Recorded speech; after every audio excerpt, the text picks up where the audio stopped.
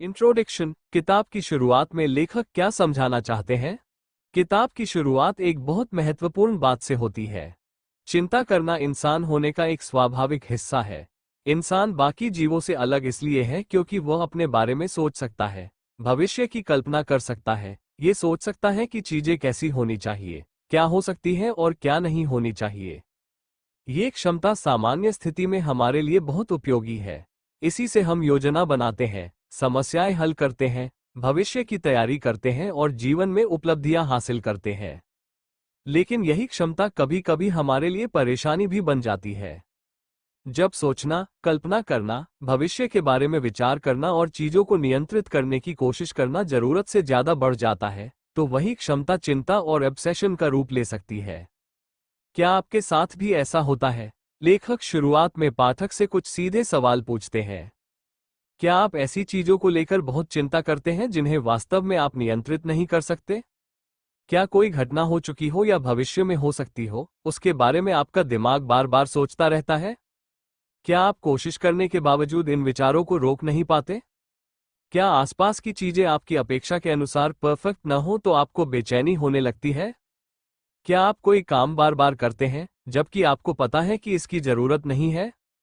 क्या आप अपने विचारों या कामों के बारे में परिवार और दोस्तों से बार बार रीएश्योरेंस यानी आश्वासन लेते हैं?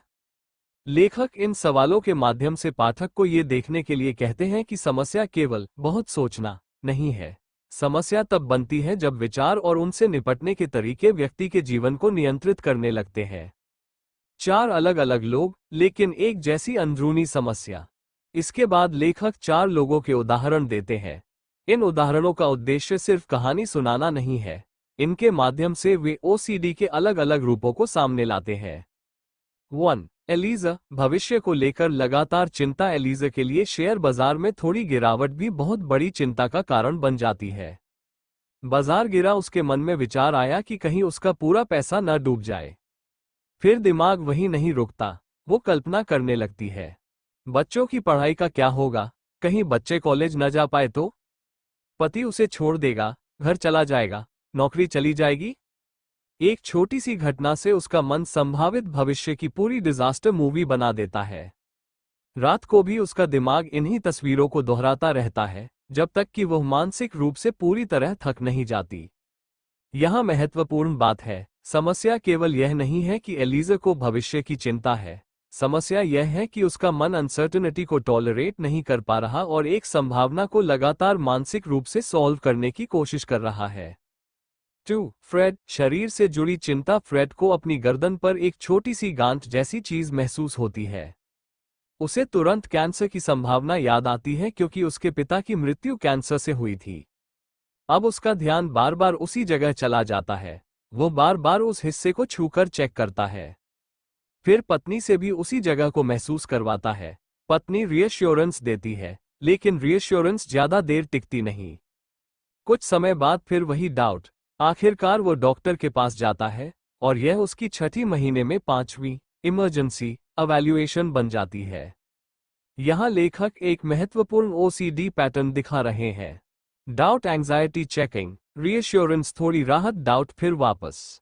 3. कॉरीन, सफाई और परफेक्शन। कॉरीन का घर हमेशा बिल्कुल साफ सुथरा और व्यवस्थित होना चाहिए। उसके बच्चे अगर बाहर खेलकर घर में आते हैं तो उन्हें हाथ धोने पड़ते हैं। खाने से पहले नहाना और साफ कपड़े पहनना जरूरी है। अगर कोई वस्तु अपनी जगह पर नहीं रखी गई तो समस्या। यहां केवल क्लेanलीनेस पसंद करने की बात नहीं है, उसकी क्लेanलीनेस की जरूरत इतनी कठोर हो गई है कि परिवार की सामान्य जिंदगी भी उसके अनुसार चलने लगी है। 4. Paul, checking. पॉल को अपने काम पर भरोसा नहीं रहा। वो पत्र लिखता है तो किसी और से दोबारा चेक करवाता है। बुककीपिंग में कैलकुलेशंस 6-7 बार चेक करता है। घर से निकलने से पहले खिड़कियां, दरवाजे, स्टोव, आयन, कीज, ग्लासेस सब चेक करता है। फिर स्टोव और कीज दोबारा। घर से बाहर निकलने के बाद भी डोर नॉब को 4 बार हिलाकर देखता है। इन चारों में असली समस्या क्या है? अब लेखक इन उदाहरणों को जोड़ते हैं। दुनिया पूरी तरह सेफ और परफेक्ट नहीं हो सकती, हमसे गलतियां होंगी। लोग हमारी आलोचना करेंगे, हम भविष्य को पूरी तरह कंट्रोल नहीं कर सकते।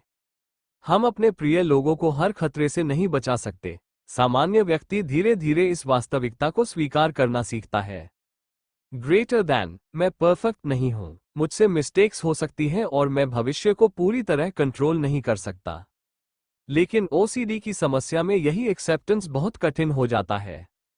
व्यक्ति अनसर्टेनिटी, इम्परफेक्शन और संभावित खतरे को सहन नहीं कर पाता, और यहीं से ओसीडी का चक्र मजबूत होने लगता है। फिर आता है रॉबिन का बहुत गंभीर उदाहरण। लेखक इसके बाद रॉबिन का उदाहरण देते हैं ताकि दिखा सके कि ओसीडी कितना गंभीर रूप ले सकता है। रॉबिन कंटामिनेशन को लेकर बहुत परेशान है। वह हाथ धोती है, लेकिन हाथ धोने के बाद भी उसे लगता है कि हाथ कंटामिनेटेड है। वो फिर से क्लीनिंग शुरू कर देती है। उसके हाथ इतने ज्यादा धोने से रॉ और ब्लीडिंग हो चुके हैं।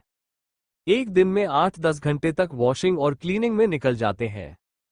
समस्या धीरे धीरे इतनी बड़ी कि केवल हाथ धोना ही नहीं, पूरा घर कंटामिनेशन से बचाने की कोशिश में बदल गया।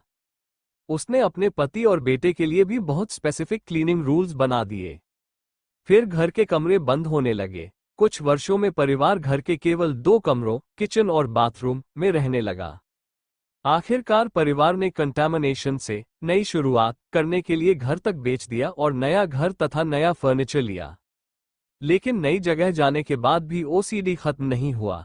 कुछ समय बाद कंटामिनेशन की चिंता फिर लौट आई और एक एक करके कमरे फिर बंद होने लगे। यहाँ किताब एक बहुत महत्वपूर्ण बात दिखाती है। बाहर की परिस्थितियों को बदलने से ओसीडी का मूल डर समाप्त नहीं होता। नया घर मिला, थोड़ी राहत, फिर कंटामिनेशन का डर आया, वही साइकिल। इसलिए समस्या वास्तव में घर, जर्म्स या किसी एक ऑब्जेक्ट में नहीं थी।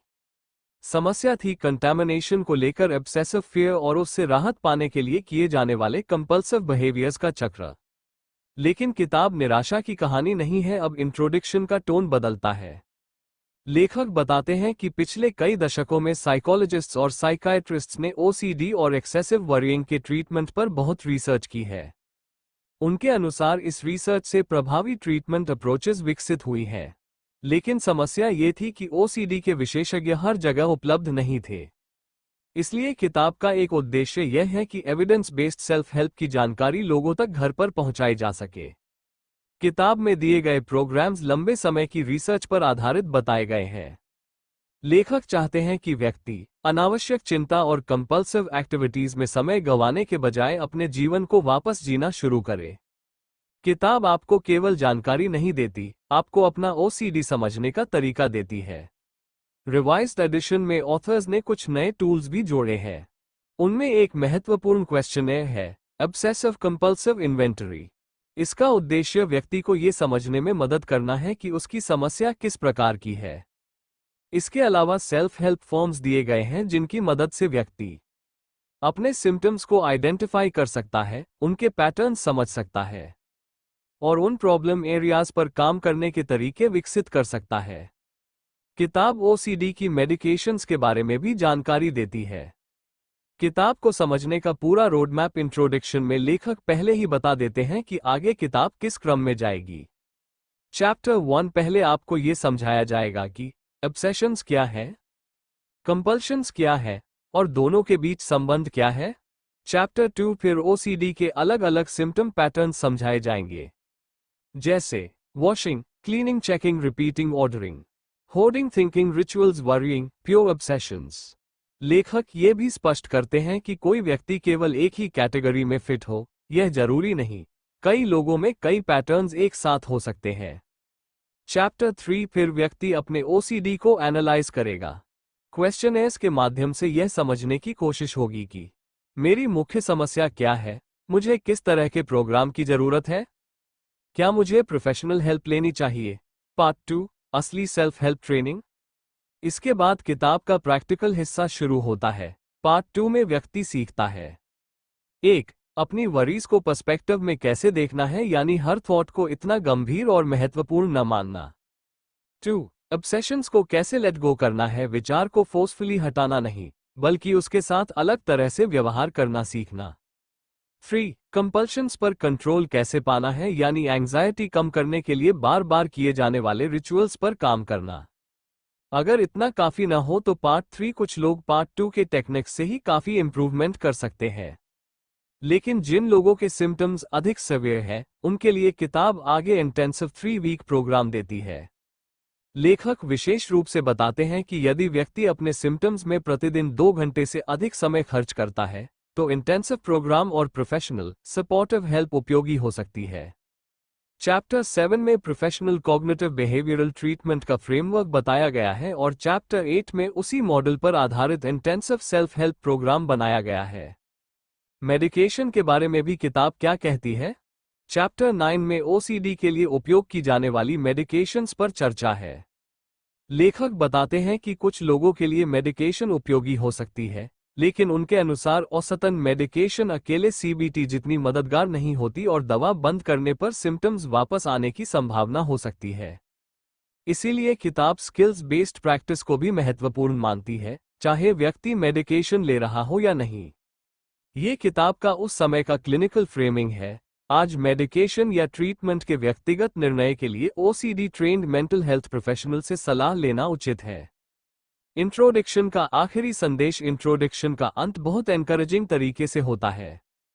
लेखक मूल रूप से कहते हैं, यह मत मानो कि तुम्हारी समस्या बहुत पुरानी है इसलिए बदली नहीं जा सकती। इसके बजाय अपने पुराने पैटर्न्स को क्यूरियोसिटी के साथ देखो। दूसरे लोगों की रिकवरी स्टोरीज पढ़ो, फिर किताब में दिए गए स्किल्स को केवल पढ़ो मत, उनका अभ्यास करो। क्योंकि केवल इंटेलेक्चुअल अंडरस्टैंडिंग काफी नहीं है। ओसीडी में बदलाव के लिए समय जोड़, करेज जोड़, डिटर्मिनेशन जोड़, लगातार प्रैक्टिस की आवश्यकता होती है और सपोर्टिव लोगों की मदद लेना भी उपयोगी हो सकता है। इंट्रोडक्शन की सबसे महत्वपूर्ण बात, अगर पूरे इंट्रोडक्शन को एक ही विचार में समेटे तो किताब का संदेश लगभग ये है, तुम्हारे मन में आने वाले थॉट्स और डाउट्स ही पूरी समस्या नहीं है। असली समस्या तब मजबूत होती है जब तुम अनसर्टेनिटी और एंजाइटी से छुटकारा पाने के लिए बार बार worry, checking, reassurance, washing, repeating या दूसरे रिचुअल्स करने लगते हो। और किताब का पूरा आगे का प्रोग्राम इसी दिशा में है। ओसीडी को समझना, अपने पैटर्न को पहचानना, ऑब्सेशन और एंजाइटी से अलग तरह से डील करना, कंपल्शंस को कम करना, धीरे धीरे जीवन पर दोबारा नियंत्रण पाना। इंट्रोडक्शन के अंत तक लेखक पाठक को एक तरह से यह विश्वास दिलाना चाहते हैं कि ओसीडी कठिन और तकलीफदेह जरूर है, लेकिन इससे इंप्रूवमेंट संभव है और इसके लिए एक स्ट्रक्चर्ड रास्ता मौजूद है। अब अगला हिस्सा चैप्टर 1 है, डू यू हैव ऑब्सेशंस और कंपल्शंस। इसमें किताब बहुत बारीकी से समझाती है कि सामान्य वरी और ऑब्सेशन में क्या अंतर है, कंपल्शन वास्तव में क्या है, ओसीडी साइकिल कैसे बनती है और अलग अलग ओसीडी पैटर्न्स कैसे दिखाई देते हैं।